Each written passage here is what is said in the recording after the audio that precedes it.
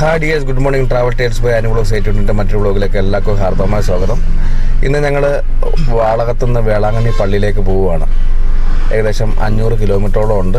സമയം ഏകദേശം 8:20 ഞങ്ങളിപ്പോൾ ഇറങ്ങാൻ പോവുകയാണ്. രാവിലെ ഇറങ്ങണമെന്ന് വിചാരിച്ചതാണ്, നടന്നില്ല. നല്ല മഴയും കാര്യങ്ങളൊക്കെ ആയിരുന്നു ഇന്നലെ നൈറ്റ്. ഇപ്പോൾ ചെറുതായിട്ട് മഴ പെയ്യുന്നതേ ഉള്ളൂ.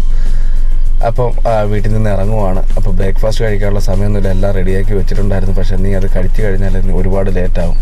അപ്പോൾ എന്തായാലും കുളിച്ച് ഫ്രഷായി നേരെ ഞങ്ങൾ അങ്ങോട്ട് പോവുകയാണ്. ഞങ്ങൾ ഇനിയുള്ള സീരീസിൽ വേളാങ്കണ്ണി ട്രിപ്പും അതോട് അനുബന്ധിച്ചുള്ള യാത്രകളും കാഴ്ചകളൊക്കെയാണ് കാണിക്കാൻ ഉദ്ദേശിക്കുന്നത്. വേളാങ്കണ്ണി പള്ളിയിലേക്ക് പോകാൻ പോവുകയാണ്.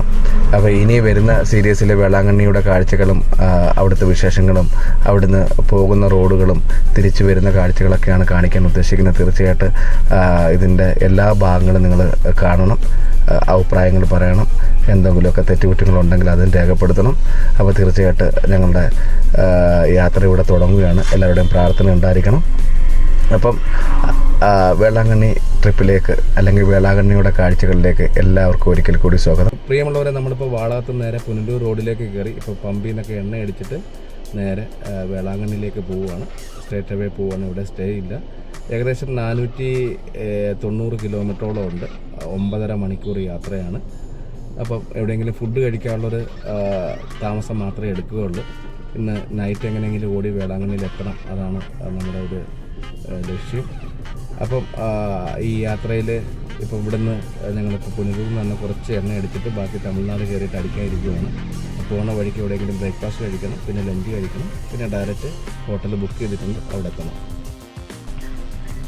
ഞങ്ങളിപ്പോൾ പുനലൂരിൽ നിന്ന് കുറച്ച് അത്യാവശ്യം എണ്ണ അടിച്ചിട്ടാണ് പോകുന്നത്. ഇവിടെ 1 ലിറ്ററിന് 114.96 അപ്പോൾ ബാക്കി എണ്ണ തമിഴ്നാട് കയറിയിട്ട് അടിക്കാനുള്ളൊരു പ്ലാനാണ്.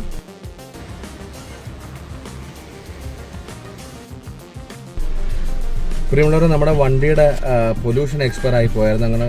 ഞങ്ങൾ പുനലൂർ എത്തുന്നതിന് മുൻപ് ഒരു പുക പരിശോധന കേന്ദ്രത്തിൽ നിന്ന് പൊല്യൂഷനൊക്കെ എടുത്തിട്ടാണ് പോകുന്നത്. നേരത്തെ എടുക്കുന്ന കണക്ക് വളരെ ഈസി ആയിട്ട് നമുക്ക് എടുക്കാൻ കഴിഞ്ഞില്ല. കാര്യം എന്ന് വെച്ചാൽ RC ബുക്കിൽ ലിങ്ക് ചെയ്തിരിക്കുന്ന മൊബൈൽ നമ്മുടെ കയ്യിൽ നിന്ന് ഓൾറെഡി മിസ്സായി പോയിട്ടുണ്ടായിരുന്നു. ആ മൊബൈൽ ഇപ്പോൾ വർക്കാവുന്നില്ല.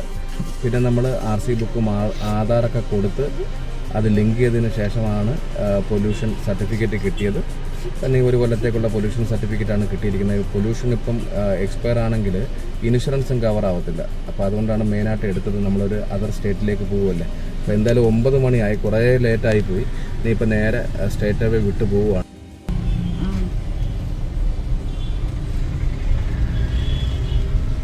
നമ്മളിപ്പം പുനലൂർ ജംഗ്ഷനിലെത്തി.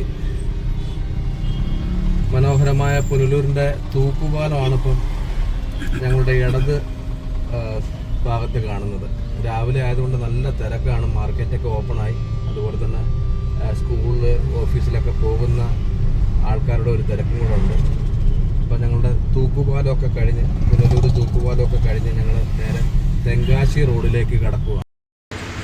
ഞങ്ങൾ പോകുന്ന വഴിക്ക് തന്നെ നാടൻസ് റെസ്റ്റോറൻറ്റ് എന്ന് പറഞ്ഞ ഈ ഒരു പുനലൂരിനും തെന്മലയ്ക്ക് ഇടയ്ക്കുള്ള ഒരു റെസ്റ്റോറൻറ്റ് വന്ന് ഫുഡൊക്കെ കഴിച്ച് പോവുകയാണ്. കഴിഞ്ഞ പ്രാവശ്യം വേളാങ്കണ്ണി പള്ളിയിൽ പോയപ്പോഴും ഈ റെസ്റ്റോറൻറ്റിലാണ് ഞാനും ബിനുകുണ്ടനും ഫാമിലിയൊക്കെ ഫുഡ് കഴിച്ചത്. ഇനി നേരെ നമ്മൾ പോകുന്നത് തെന്മലയിലേക്കാണ്. തെന്മല, ആര്യങ്കാവ്, പിന്നെ തമിഴ്നാട്ടിലേക്ക് കടക്കുകയാണ്.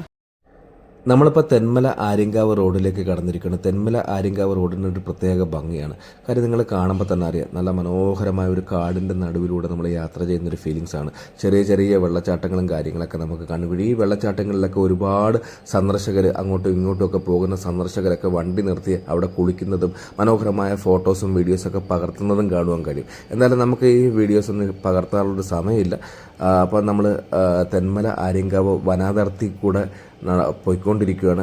രണ്ട് സൈഡും മനോഹരമായ കാടാണ്, വലിയ വലിയ വൃക്ഷങ്ങളും പച്ചപ്പുകളൊക്കെ കാണാൻ കഴിയും. ഈ ഒരു റോഡിലൂടെ നമ്മൾ യാത്ര ചെയ്യുന്ന സമയത്ത് ഒരു പ്രത്യേക ഫീലിങ്സ് ആണ്. നല്ലൊരു ഫ്രഷ് എയർ നമുക്ക് കിട്ടും. അതുപോലെ തന്നെ എന്താണ് നമ്മൾ പിന്നെ AC ഇടേണ്ട കാര്യമൊന്നുമില്ല. നല്ല തണുത്ത കാറ്റും അതുപോലെ തന്നെ ഒരു ചെറിയ ശീതളുപ്പൊക്കെ ഉണ്ട്. നല്ല മനോഹരമായ ഒരു കാഴ്ചയാണ് നമ്മുടെ തെന്മല ആര്യങ്കാവ് തെങ്കാശി റോഡിലൂടെ പോകുമ്പോൾ കാണുന്നത്. പ്രിയമുള്ളവരെ, നമ്മുടെ ഈ റോഡിൽ കൂടെ പോകുമ്പോൾ ശ്രദ്ധിക്കേണ്ട ഒരു കാര്യം എന്ന് വെച്ചാൽ ഈ റോഡിൻ്റെ രണ്ട് സൈഡും ഓട നിർമ്മാണത്തിന് വേണ്ടിയിട്ടുള്ള കുഴികൾ എടുത്തിട്ടുണ്ട്. അതുപോലെ തന്നെ ഈ പാറകളൊക്കെ ഈ മുഴച്ചിങ്ങനെ നിൽക്കുകയാണ്. നമ്മൾ മറ്റു സൈഡേ വരുന്ന അല്ലെങ്കിൽ ഓപ്പോസിറ്റ് സൈഡേ വരുന്ന വണ്ടികൾക്ക് ഈ സൈഡ് കൊടുക്കുമ്പോൾ ഒഴിച്ചു കൊടുക്കുമ്പോഴത്തേക്ക് നമ്മൾ ഈ ഓടയിലേക്ക് വീഴാനുള്ള നമ്മുടെ ടയറുകൾ ഓടയിലേക്ക് വീഴാനുള്ള സാധ്യതയുണ്ട്.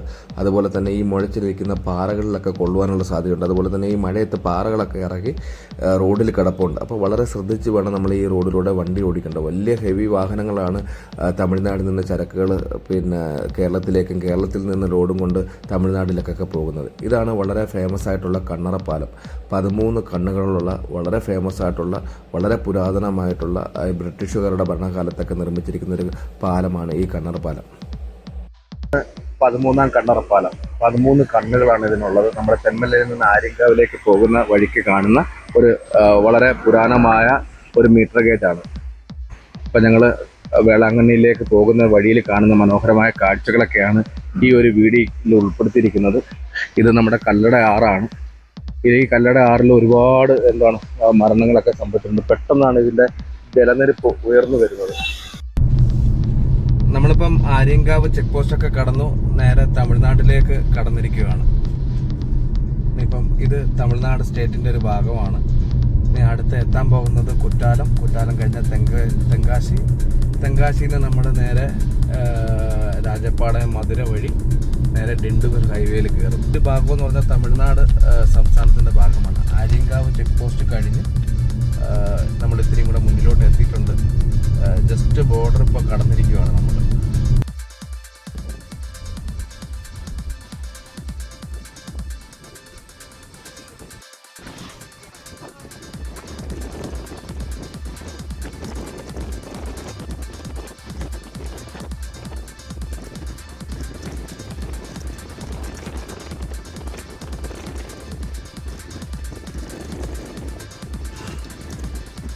നമ്മളിപ്പോൾ ആര്യങ്കാവ് ചെക്ക് പോസ്റ്റ് കഴിഞ്ഞിട്ട് നേരെ തെങ്കാശിയിലേക്ക് പോയിക്കൊണ്ടിരിക്കുകയാണ്. ഇതൊക്കെ തമിഴ്നാട് ഏരിയ ആണ്, തമിഴ്നാട് സംസ്ഥാനത്തിൻ്റെ ഭാഗമാണ്.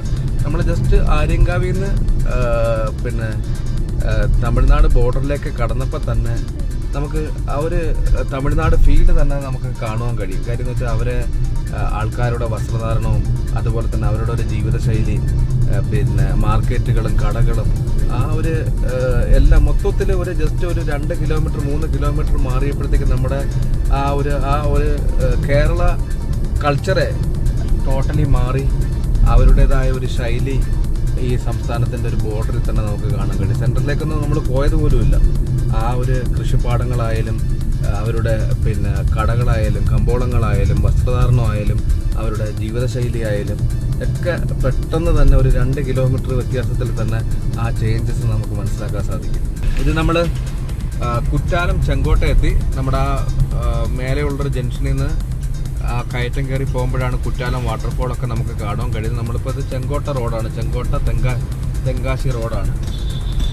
അപ്പം തെങ്കാശി കഴിഞ്ഞാൽ പിന്നെ നമ്മൾ പിന്നെ രാജപ്പാളയം മധുര ആ ഒരു റോഡിലേക്കാണ് പോയിക്കൊണ്ടിരിക്കുന്നത്. എനിക്ക് തോന്നുന്നത് ഡിണ്ടുഗൽ ഹൈവേ കയറുന്ന വരെ റോഡിൻ്റെയൊക്കെ അവസ്ഥയും ഒക്കെ ഇതുപോലൊക്കെ തന്നെയാണ്.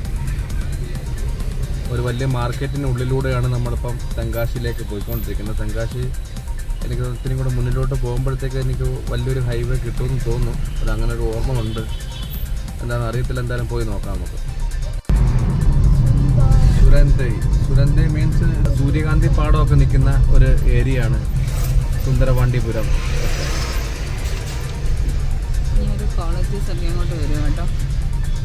നമ്മളിപ്പോൾ പോകാൻ പോകുന്നത് മധുരൈ റോഡിലേക്ക് ഹൈവേയിലേക്ക് കടക്കുകയാണ്. അങ്ങോട്ട് പോയി കഴിഞ്ഞാൽ തെങ്കാശി. നമ്മൾ മധുരൈ ഹൈവേയിലേക്ക് കടന്നു. ഇവിടുന്ന് മധുരൈ ഏകദേശം എടുത്തു നിന്നാണ്. ഇവിടുന്ന് മധുര ഏകദേശം 149 കിലോമീറ്ററാണ് കാണിക്കുന്നത്. അതുപോലെ 2-3 മണിക്കൂറുണ്ട്. അതുകൊണ്ട് ഒരുപാട് ലേറ്റാണ്. വീട്ടിൽ നിന്ന് ഇറങ്ങിയപ്പോൾ തന്നെ ഏകദേശം 9 മണിയോളം ആയി. അത് കഴിഞ്ഞ് പിന്നെ ബ്രേക്ക്ഫാസ്റ്റ് കഴിക്കാനും അതുപോലെ തന്നെ പൊല്യൂഷൻ എടുക്കാനൊക്കെ നിന്ന് പെട്ടെന്ന് തട്ടിക്കൂട്ടിയൊരു പ്രോഗ്രാം ആയതുകൊണ്ട് വേണ്ടത്ര ഒരു പ്ലാൻ ഇല്ലായിരുന്നു. ഇതൊക്കെ നേരത്തെ ചെയ്തു വെച്ചെങ്കിൽ നമുക്ക് കുറച്ച് സമയം ലാഭിക്കാമായിരുന്നു. അതുപോലെ തന്നെ രാവിലെ കുറച്ച് മുന്നേ എണീച്ചെങ്കിൽ നമുക്ക് ഒരു 10 മണിയൊക്കെ ആകുമ്പോഴത്തേക്ക് മധുര കവർ ചെയ്യാൻ പറ്റുമായിരുന്നു. ഇതിപ്പം നല്ല ടൈം എടുക്കും. ഏകദേശം 145 കിലോമീറ്റർ തന്നെ മധുരയുണ്ട്.